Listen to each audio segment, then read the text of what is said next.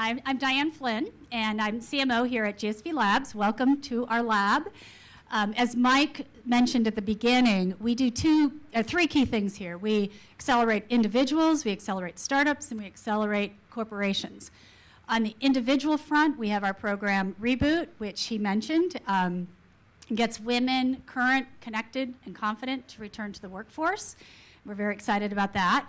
Today, though, we're going to be talking about how we accelerate startups and specifically how large companies are tapping into the startup ecosystem. So with me today is, start right here, is Marlon Evans, our CEO at GSV Labs, and he comes to us from HP, where he was Director of Social Affairs. Next to Marlon is Lisa Hammitt from IBM. She is the Vice President of Cloud Portfolio and Solutions Marketing. She and IBM are big supporters of Reboot, and we're very grateful for allowing us to roll out nationally, thanks to your support. She also came from Salesforce and HP. And started my own company at one point, so I very much am empathetic to a lot of the presenters today. Very good. And holds a patent, correct? Yes. And then next to Lisa, we have Neville Taraporewalla. Did I get that? Just call me Neville. Neville, that's what I always do call you. Who leads Brand Capital, which is a strategic investment arm of the Times Group, one of India's largest media conglomerates. Before that, Neville was an executive at Microsoft and at Yahoo. So with that, we're going to focus on the startup and corporate ecosystem. John Chambers, who runs Cisco, told an audience of 25,000 people recently, or about, I guess in 2015. He said, more than 1/3 of businesses today will not survive the next 10 years. The only ones that will survive will turn their companies into digital, techie versions of themselves, and many will fail trying. That is a sobering thought. Lisa, tell us a little bit about IBM, and does IBM worry about this? We measure our own success through the eyes of our customer and our customers' successes. And so what's remarkable has been the number of executive briefings that I've sat through over this last year, where I've been listening to the CMOs and the CEOs and the chief innovation officers who are talking a lot about how to reinvent their businesses by bridging a physical and a digital divide. But one thing is absolutely certain, that we're starting to see those 900 million users right now worldwide on Facebook that are turning over 36% of those interactions into e-commerce. So the digital data flows are impacting our industry in a major way. And so some of my customers that I can highlight who have done incredible things with that have reinvented themselves on the fly. So L'Oreal, for example, what they're doing is they're co-creating products with various segments in the market. And so when they bring a new product to introduction, like a shampoo, they've already tested it online, they've already done those focus groups, and so they have reduced the time to market from what was 9 months in the traditional world to less than 1 month, and the new product introduction is actually successful. So they're seeing triple-digit percentages in terms of a return on investment. So that's all good stuff, right? So we think about it, but we try to apply the expertise to helping them to reinvent themselves. Great. Marlon, can you talk a little bit about why corporations are tapping into the GSV Labs ecosystem? Yeah, absolutely. I think about just what Lisa described, that there's obviously a great opportunity set out there in terms of feeling like you need to reinvent your business and wondering, well, how do I exactly go about doing that? I'm a legacy business. I've been around for 75, 100 plus years, and now you're asking me to transform into this new digital entity. And what we've tried to do in supporting companies who are going through that transformation is really look at it from an outward in, kind of inward out perspective, in the sense that the outward in kind of influence can be from startups, can be from entrepreneurs who are coming up with new technologies that these companies can help, scale and adopt and ultimately drive them into different business markets. But there needs to be an inside-out perspective in the sense that you still have 20,000, 80,000 employees that have been doing work in a certain way, and they need to now change their thinking. They need to start thinking more like the entrepreneurs and the startups that are in this building. So what we try to do with our corporate partners is help them address both areas, introduce them to the latest technologies that can drive their business, while at the same time working with their employees and their teams to understand how they can integrate those technologies into their businesses without the legacy company, kind of those antibodies killing the innovation that they were trying to bring into their company. And Neville, you run a large Indian-based strategic investment group. Tell us about, and yet you're based here at GSV Labs. Tell us about having a presence here in Silicon Valley and what that's done for you. I think it's the timing. The Times Group is typically, it has been a traditional publishing house, which, as you mentioned, has significantly expanded across multiple media platforms, right from television to largest internet play in India, outdoor, digital, etc. And brand capital really helps companies to really leverage the media assets as they grow through the entire spectrum of as they grow up. And I think the most important thing, and I want to quote Mary Meeker's report this morning, if you did get a chance to look at it, she quotes the growth of users globally, excluding India, and she shows a separate slide on India which says India grew at 40% year on year, and it has just surpassed the United States of America with 277 million internet users, which makes it number 2 just behind China. Now, with all of this and the huge push that the government of India is actually talking about digital India, etc., I think the timing is right. We've invested in over 650 companies back in India, and being in Silicon Valley was just the next best thing to do as our international operations. And I believe the timing was just right. So we believe that there are a lot of partnerships that we can build and take some of these companies which have great consumer service product, help them to land in India, leveraging our media assets. That's why we are in the Silicon Valley.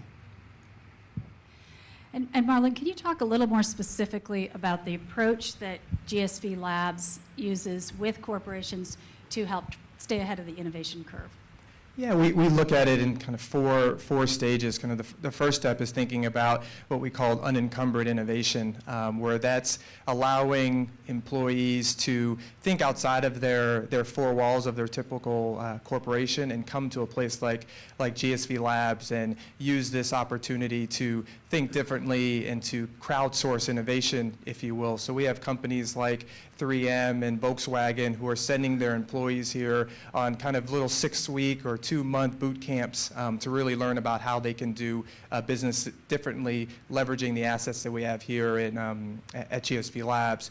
The other piece of it is really kind of embracing white space and really innovating by doing, not just sitting around and saying, hey, we're going to try to buy our way or acquire our way to innovation, but allowing their staff, allowing their employees to think outside of the box. And that can come in the form, we host many hackathons here, ideathons, where the employees themselves kind of leveraging this idea that Google has developed with the 20% time, are spending time thinking about new issues and thinking about markets, not with the idea that the only way it's going to be successful is if it's $1 billion market or a $2 billion market, but really just using their creativity to come up with new ideas and forge new markets.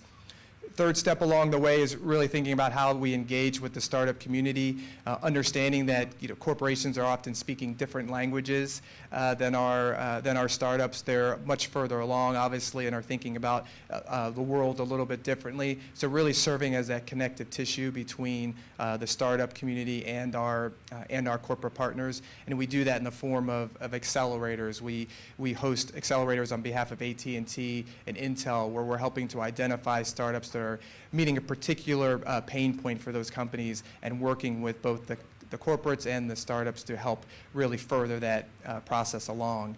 And then after you've kind of done your due diligence, you've gone through these 3 stages, now it's really that opportunity to what we say kind of go all in, whether it's an acquisition, an acqui-hire, making an investment, but something that shows that you are now going to be a player in that particular market. And we try to walk our corporate partners through that entire process, kind of meeting them exactly where they are in their evolution of innovation. Great. And we have a white paper that we are just finishing the final press on, which will be available both electronically and physically if you want to learn more about this approach. Also, we are scheduling tours today around 5 or I guess 5:30, whenever we finish, if you'd like to see a little bit more of behind the scenes here at GSV Labs. Lisa, you're hosting an event here later in the month, June 21st, with IBM and Stanford Children's Health. Can you talk a little bit about what you hope the outcomes are from that event and how that's going to help with IBM's innovation of your platform? Yeah, in fact, we're thrilled to be partnering with you on that initiative and also with Stanford, because it's our belief that we're in the 4th wave of healthcare right now, in the sense that, initially we did a pretty good job at connecting back-end systems of the electronic patient records into other systems where it could be shared across a health vault. Now we're in a wave where very selected information is being brought to the patient at exactly the right moment in time. And it's no secret to anybody that IBM's differentiation lies in our artificial intelligence with Watson and many of the assets we have in labs. And so our belief is that to achieve precision medicine, you're going to have very personalized health information that comes to your phone, given either your chronic condition or the population within which you belong. And so what we're doing here with GSV and with Stanford is we're going to be hosting a number of startups in the space to be able to take a look at these digital mobile apps, that will be able to take a look at how the information could be tailored in a way that helps patient engagement in a more natural and frictionless way. And so we believe that the partnership and ecosystem are ripe there for IBM. We believe that cognitive solutions will be the next major wave of innovation in healthcare, and we obviously want to be at the forefront of that. So in our ability to bring a community together and share knowledge, only goodness happens when we do that. And that event will be open to the public. So if anybody here wants to come on June 21st to see the latest in digital health and wellness, that will be held right here. Neville, can you talk a little bit about how you're taking US-based B2C companies and helping them launch in the Indian market? So most of you know India is an opaque market. It's huge. It's got a lot of opportunity, but a lot of people tend to worry about how to land themselves in that market because of various reasons. I think being the largest media house in the country, having a reach across multiple cities in India, we believe we can help them strategically to land themselves once they decide that they need to expand internationally. I think most of the time people look at Asia and they look at India and China, and India is a little bit easier to land if you have a great strategic partner because of the fact that language is English. Unlike in the case of China, it's Chinese, so you need to do a lot of adaptation to that.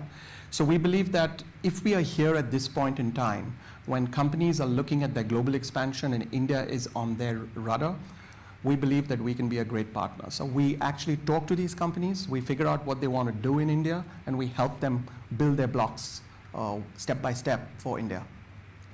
And can you also comment on the joint venture with GSV Labs in Bangalore? We've just launched, as Michael mentioned earlier, we just launched a joint venture between GSV Labs and Brand Capital in India. India is a pretty young country. If you go back and see, a lot of young folks really don't want to join companies. They want to start their own companies. And we believe that plugging into that entrepreneurial ecosystem is very important. And while there's a lot of money, a lot of space, we believe that institutionalizing the growth of the startup ecosystem is critical. And that's what, as a media house, we would like to do, institutionalize that whole process And that's where we believe the partnership with Global Silicon Valley, with GSV would be significant, because the kind of content that we are able to drive home to these two cohorts would be significantly advanced than most others who are offering that in the local market. So I think the fundamental issue is, how do we get the ecosystem to be process driven and grow their companies in a certain organized manner? And that's what we want to achieve. In our final few minutes, we're going to go right down the line. I just wonder if you agree with Chambers when he said, John Chambers, when he says that 40% of large businesses will not exist in a meaningful way in 10 years. I agree in a certain respect, because I think as you look at the corporate landscape right now, and the company that I just came from, HP, which I think is split like 10 times since I left, and it's about getting smaller, it's about getting leaner, and it's about doing business a little bit differently. Do I think HP is going to be around in 75 years? Absolutely. Do I think it'll look a little bit different than it does now? Absolutely, and they're going to continue needing to evolve and transform how they do business. But the companies that can think of themselves as ever-changing, always trying to stay ahead of the curve, and really investing in their people and seeing as their people as being the greatest asset that they have, and making sure that their people feel like they can continue to get better and improve. I think maybe that number isn't as quite as stark and as sobering as it might be, but I do think you'll see that these companies take a whole different form than they're currently organized. I'm wondering why he limited it to large companies. I might agree more wholeheartedly with the statement if it were all companies, because my own recent experience suggests that it's like an escalator, right? I look at Salesforce going in one direction on that escalator toward the enterprise, and I see IBM going in another direction on that escalator, definitely moving down market because of growth opportunities down market. And so I think everybody's in a process of transformation, and I think there's a very good reason why they are. I think we're seeing the shift of technology be far more accessible to consumers. Now, even with IoT, right? The big platforms are now going to be IoT, where my camera's talking to me. And it needs intelligence, by the way, to tell me when to service it. So if you look at those use cases, it means everybody who's in business right now is going to have to weave technology into what they're doing, where they're using technology and they don't even know they're using technology anymore. It's going to be a quantum shift in the market as a whole, and I look at a lot of companies, players, industries that are going to look very different in 10 years because of it. I think digital is going to be the center of every company. So it's not about large or small. I think everybody needs to think of how do we deliver through digitally. I think that's what is going to be the core. So I agree with him to that extent, yeah. Thank you very much. Thank you, Diane. Thank you. Thank you. Thank you.